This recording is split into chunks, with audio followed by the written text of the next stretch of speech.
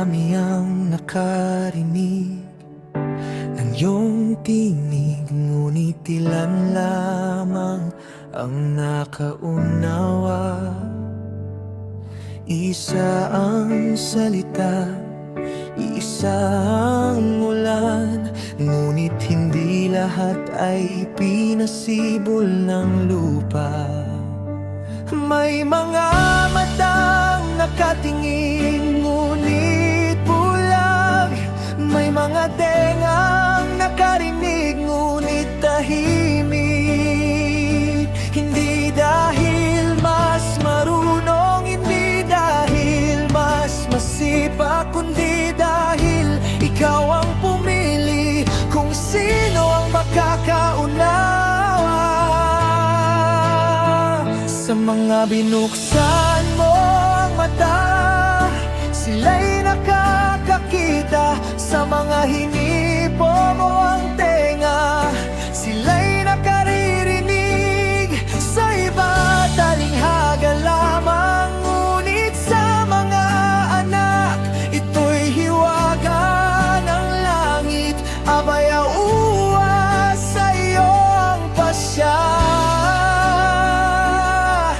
Kung sino ang makakaalam ng iyong salita.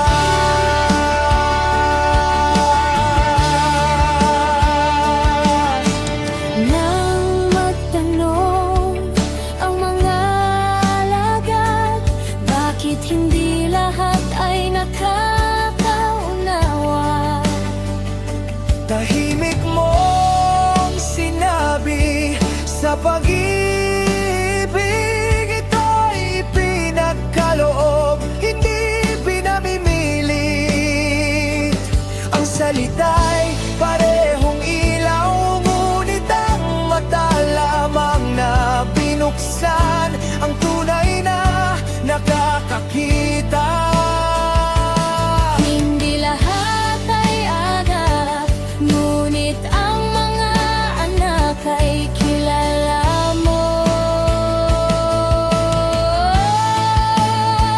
Sa mga binuksan mo ang mata, sila'y nakakakita. Sa mga hinirang mo ang puso, sila'y sumasampalataya.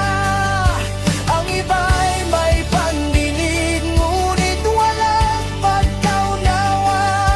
Ang mga anak mo'y may liwanag sa gitna ng salita.